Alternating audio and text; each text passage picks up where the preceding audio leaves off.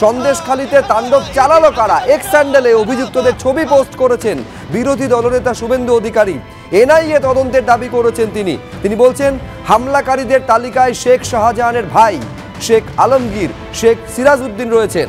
হামলা চালিয়েছেন অস্ত্র কারবারি খুনি তৃণমূলের পঞ্চায়েত প্রধান জিয়াউদ্দিন। মমতার উৎসাহে শেখ শাহজাহানের মতো অপরাধীরা রোহিঙ্গাদের কাজে লাগিয়ে সন্ত্রাসের মুক্তাঞ্চল তৈরি করেছে। এই ধরনের দেশবিরোধী শক্তির বিরুদ্ধে অবিলম্বে পদক্ষেপ নিক এনআইএ, পোস্ট করেছেন বিরোধী দলনেতা শুভেন্দু অধিকারী।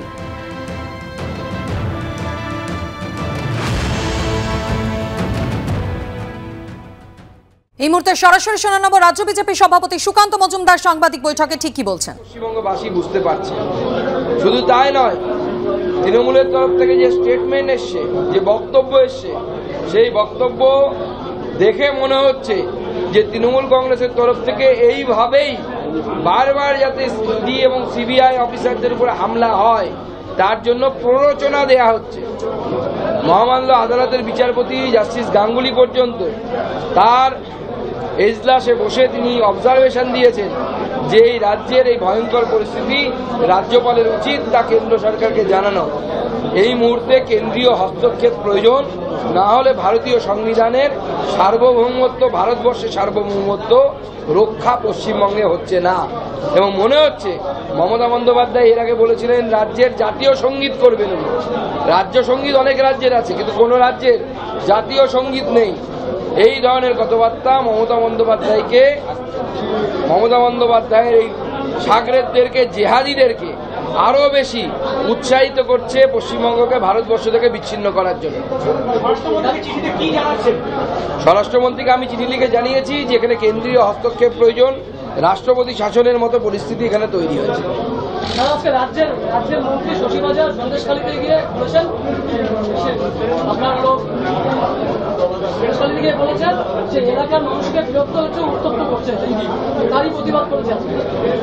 দেখুন, এই কথাতেই পরিষ্কার বোঝা যাচ্ছে যে এটা উস্কানিমূলক কথা। অর্থাৎ প্রত্যেক জায়গায় মমতা বন্দ্যোপাধ্যায় এবং তার মন্ত্রীরা যদি এই কাজ করে, প্রথম কথা হচ্ছে যে মন্ত্রীর কথা বলছেন তিনি যে সংবিধানের শপথ নিয়েছেন, সেই সংবিধান অনুসারেই ইডি স্থাপনা। ইডি অফিসারদের উপর হামলা হলে তিনি তো সংবিধানকে অস্বীকার করছেন। এবং শুধু তাই নয়, এটা উস্কানি দেয়া হচ্ছে যেন সব জায়গাতে এইভাবে ইডি অফিসারদের উপর হামলা করা হয় যারাই চুরি ধরতে যাবে। তবে আমি স্পষ্ট বলে দিচ্ছি, আমাদের প্রধানমন্ত্রী মাথা নত করার লোক নয়।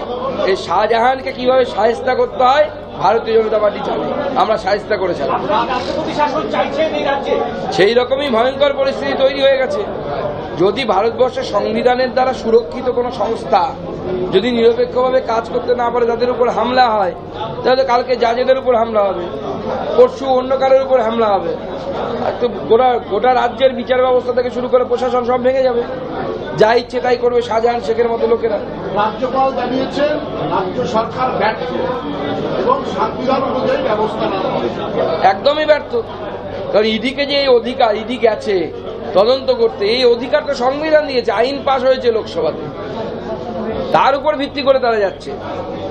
অতএব যে ঘটনা ঘটেছে হামলা ইডির উপর নয়, ভারতের সংবিধানের উপরে, ভারতবর্ষের সার্বভৌমত্বের উপরে। এটা বাংলাদেশের লোকেরা করলে মানা যেত, এবং যারা করেছে তারা নিজেদেরকে মনে হয় ভারতীয় মনে করে না, তারা বাংলাদেশি মনে করে। এই যে একটা হামলা হলো, এখন তো অনেক এজেন্সি এ রাজ্যে কাজ করছে, কি মনে হয় ভবিষ্যতে একটা সংক্রমিত হতে পারে? তৃণমূল কংগ্রেস উস্কানি দেওয়ার চেষ্টা করছে। ভারতবর্ষের আইনেরও সেই ক্ষমতা আছে।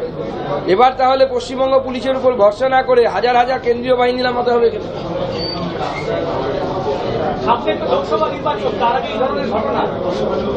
লোকসভা নির্বাচনে প্রতি বুথে কেন্দ্রীয় বাহিনী থাকবে, আমরা বলেছি, দাবি জানিয়েছি। সেখানে ট্যাপু করতে গেলে ব্যবস্থা হয়ে যাবে, আইন অনুসারে যে ব্যবস্থা হওয়া উচিত, নির্বাচন কমিশন যেরকম বলবে সেরকম ব্যবস্থা হবে। হয়েছে। আজকে দিনাটায় কি যাচ্ছেন? উদয়নবাবু বলেছেন যে আপনি গেলে পরে মহিলারা প্রতিবাদ করবে, ঝাঁটা দেখাবে, কালো পতাকা দেখাবে। দেখুন, ওনার দম নেই কি নিজে আসতে পারছেন না ঝাঁটা দেখানোর জন্য? আসতে বলছি তো, যদি দম থাকে ওনাকে সামনে আসতে বলুন, সামনে এসে ঝাঁটা দেখাতে বলুন। ওনার বাড়িতে ওনাকে ঝাড় দেয় কিনা আমি জানি না, ঝাড় দেওয়া ভালো, শরীরের পক্ষে ভালো থাকে, প্র্যাকটিস করতে পারেন বাড়িতে। তবে আমরা ঝাঁটা দিয়ে, আন্দোলনের ঝাঁটা দিয়ে তৃণমূল নামক দুর্নীতি নোংরাকে পশ্চিমবঙ্গ থেকে আজ না হয় কাল দূর করবো, সেই সময় এসে গেছে। আজকে সাংগঠনিক আলোচনার মূল বিষয় কি ছিল? লোকসভা ভোটকে কেন্দ্র করে আমাদের এই সাংগঠনিক বৈঠক হয়েছে। আগামী লোকসভা ভোটে এই লোকসভা 1 লক্ষের বেশি ব্যবধানে জেতার জন্য যা যা করা দরকার আমরা তার প্রস্তুতি নিচ্ছি।